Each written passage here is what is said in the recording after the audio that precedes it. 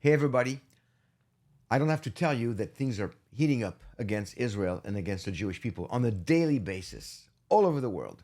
About a week and a half, 2 weeks ago, I was in France and I went to the center of the country to visit a small village that most people would not even know that played a very important part in World War II in rescuing and sheltering Jewish people. An incredible story. And I wanted to share that story with you. So I made a little film. I want you to watch it because I believe this is a model for where we are heading and what can be done to help our Jewish friends today. So be blessed, watch it, and share with friends. And by the way, just in a few weeks from now, my brand new book, Antisemitism in the End Times, will be coming out on October 7th, 2025. You can pre-order it right now, and it helps if you pre-order it. So think about it. Go to Amazon, Antisemitism in the End Time with Harvest House Publishers. Pre-order it.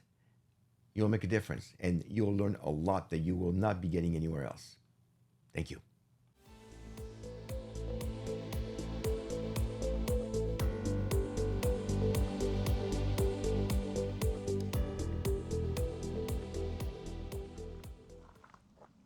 Shalom, everybody. This is Olivier here, and I am with my good friend Guy Athia, and we are in a very unique place here in France.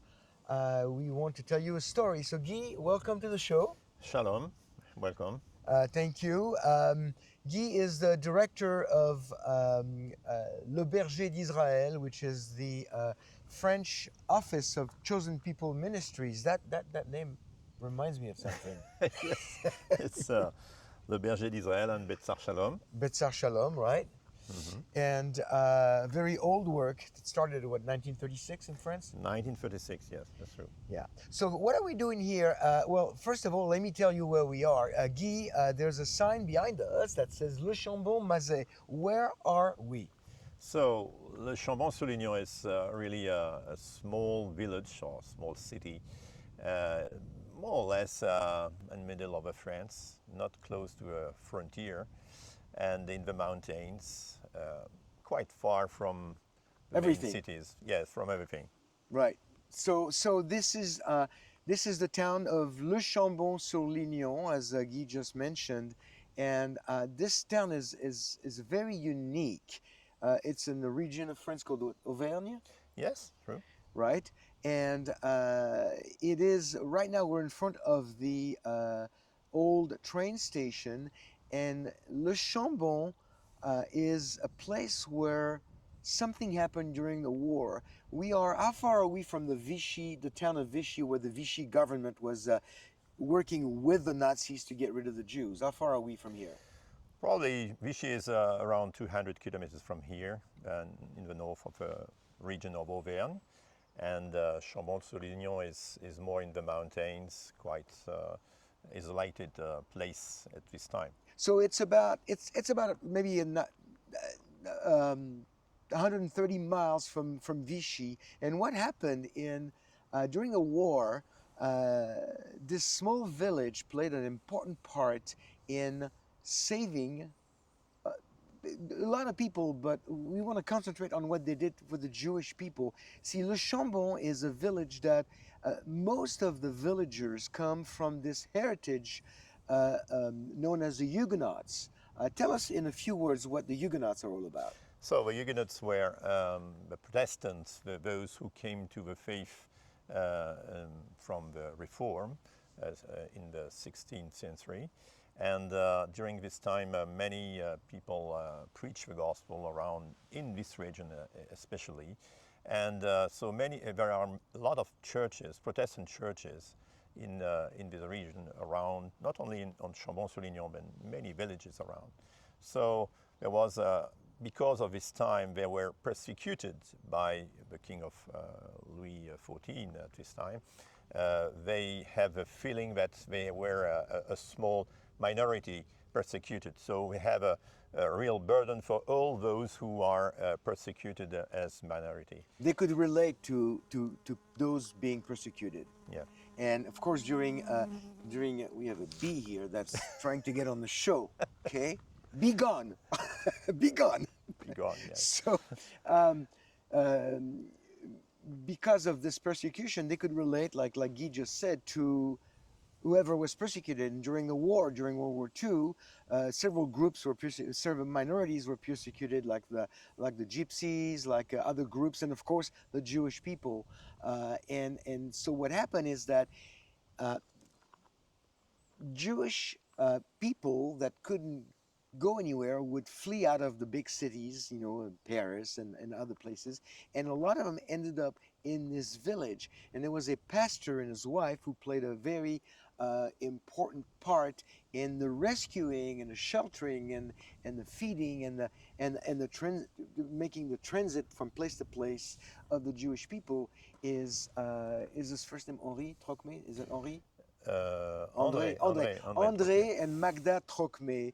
And actually, they have their tree at Yad Vashem in Jerusalem at the Holocaust Memorial, because trees were planted starting in the early 50s when Yad Vashem was erected in Jerusalem for the people that we know today as the righteous among the nations, those who rescued Jews during the war. And André and Magda Trocmé were those who did that. They rescued Jewish people. And what's amazing to me, Guy, and I wanted you to maybe say a few words about that, give me your opinion. What's amazing to me is that they were not really super organized. They just, they did it day after day. They did what needed to be done to rescue, shelter, protect the Jewish people.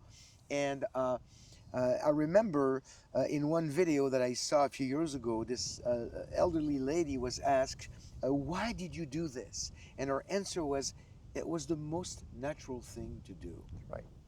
So I think that everything started by a reaction to a decision of a French collaboration government who decided to deported also all the Jews. And the pastors, not only the pastor Trocmé, but several pastors around, and also some Catholics, that's true. They decided that no, it's not normal, we have to do something special. And it's not just an action of a few people, but they preach in the churches around, in Protestant churches mainly, in all villages, and they convince people that you should do something for these people and to welcome them, even if your life is in game somewhere. So they preach and they convince a lot of families in farms and everywhere to welcome children, adults, everybody, whatever, Jews and non-Jews, but mainly Jews, to be refugees in these villages, even if the Nazis were not so far to try to search them. They were all over, and then I read in some reports that Nazis that the people of Le Chambon actually did things right under the nose of the Nazis. And if you go to the museum here, and if you ever come to France, I recommend you come visit this little place. In the museum, we read some stories about members of the community, including some of the pastors, who ended up going to the camps for what they did to help the Jewish people. Some went and came back, and some, like I think the nephew of André Trocmé is one of them, went and died in the camps. Yeah, well, it's true also that some people were arrested, they have been deported, some of them died, unfortunately, and it's not just a happy game, a happy ending. Some of them died, that's true. Yeah, and they went all the way to make a difference. And the reason why we're saying all this is because here we are in 2025, and Guy and I have been talking about this for the last couple of days. We are seeing history repeating itself. You have heard me over and over for the last 25 years saying it's going to get really bad for the Jewish people, as bad as it was in the 30s and 40s. And Guy and I were talking about that yesterday at dinner. We believe we have arrived at that place where it is as bad as the 30s and 40s. And the the challenge for all of us is in the 30s and 40s, there were a lot of people that we would describe as bystanders, the people that didn't do anything, the people that looked the other way when something happened to their Jewish neighbors. We're not talking about the people who give away the Jews. We're talking about the many people who just went, I can't, I'm one person, I can't do anything. I have to protect my own family. I'm too scared. This is not my problem. Whatever reason, they were bystanders. And a bystander who does nothing only facilitates the work of the perpetrator. And what I'm seeing, and Guy, I want to ask you your opinion on this. What I'm seeing right now is, I don't want to sound negative about the church, the evangelical church in 2025. What I'm seeing that it feels like the church is running the risk of becoming the new bystanders of the 21st century. I don't see a lot of friends. You know, at this time, during the Second World War, there were around 330,000 Jews in all France. I don't think that all these Christians here in this region decided to save all the Jews of France. No. At least they saved, maybe they estimate during the 3 or 4 years, maybe 1,000 people. One Not at more. a time. Yes, but these 1,000 people were really grateful to these people who protect them and hide them. And I think all this generation during the Second World War is dead now. There's no more. They are dead.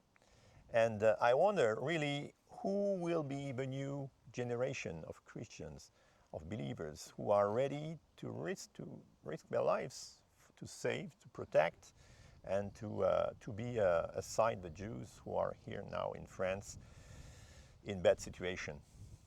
You know, what's interesting, Yi, is that I was doing some research for a message I was putting together on Jewish contributions to the world. Because, the Jews have been accused of, wanting to take over the world, take over the banks, take over the government, take over everything. Really, all that the Jews want to do, and it's in our DNA, it's part of what we call tikkun olam, repairing the world.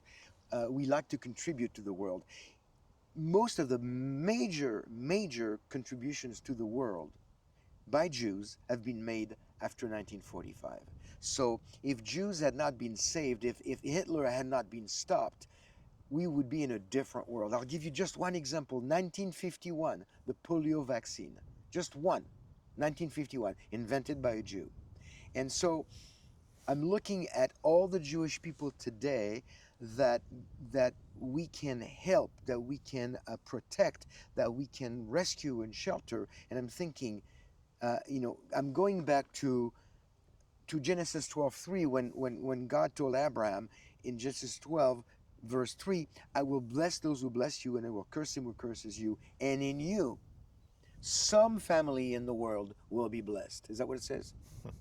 All families in the world will be blessed. So we as believers, we have a biblical mandate to bless the Jews. And I look at this, I was looking at this in my devotional time today. I like two bookends. One bookend, and between the two bookends we have world history. One bookend is Genesis 12:3, the promise that God will bless those who bless Israel. And the other bookend is Matthew 25:31 through 46, when Yeshua comes back, Jesus comes back, and he says, hey, you did this to my brethren according to the flesh, to the Jewish people. You fed them, you hid them, you protected them. As you did to them, it's the same as you did to me. And he blesses these people by giving them interest into the Messianic kingdom. So I see blessing those who bless the Jews. Two bookends. In the middle of it is world history, but blessing the Jews is critical. What do you think the number one blessing we could give to the Jewish people and to Israel today? What do you think that is? I mean, to me it's obvious, but Sure. I'm sure it's obvious to you too. I think we need to be both practical and also to preach the gospel, to preach the message of Yeshua, Jesus, to to show the Jews that we can do everything in the name of Yeshua.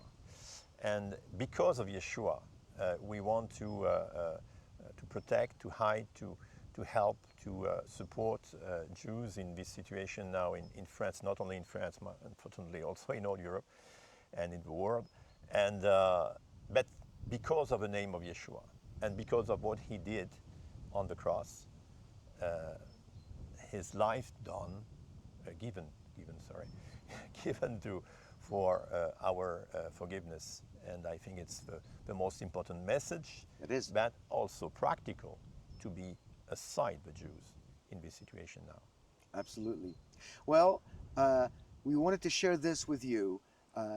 Again, we are in Le Chambon-sur-Lignon, a very small village, about between 2,000 and 2,500 people live here. It's a very quiet little town. We're here on a Sunday morning in front of the old train station where the train came bringing Jewish people day after day, night after night. And the story goes like this. I'll finish with this.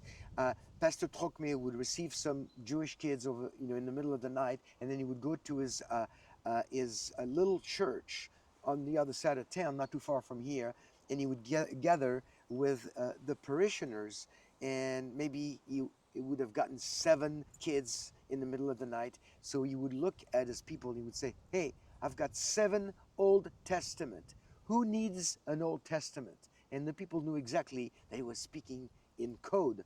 And they said, "I need 2 New Testaments. I'll take I need 1 Old Testament. I need 2 Old Testament." And they would take those kids, put them in their homes, on their farms, in their barns, and move them around the different little villages all around. And one day at a time, to save one life at a time. I want to challenge you as you hear this story. I want you to think. I know that as you're watching, you pray for Israel, you pray for the Jewish people. I know that you want to bless the ministries that actually do something. You help our ministry, and you can also help bergerdisrael, and I'll put a link in the video on YouTube on the description so you can connect with them. But I want to challenge you to one more thing, because the gospel is the most important thing we can give to the Jewish people, one at a time. And now that you know that, the next thing you also need to think about is ask God, "Dear God, how can I be a Schindler, or how can I be a Corrie ten Boom? Is it what you want me to be for these days that we live in, for such a time as this? Because the time is now." Can you be a Corrie ten Boom? Can you be an Oskar Schindler? One Jewish person at a time. Right now, the Jews are really concerned. They need Christian friends. So if you're watching and this is making sense to you, talk to your Jewish friends. Thanks for watching. Guy, thank you for joining me today. Mm-hmm. Thank you for watching. Shalom, and be blessed.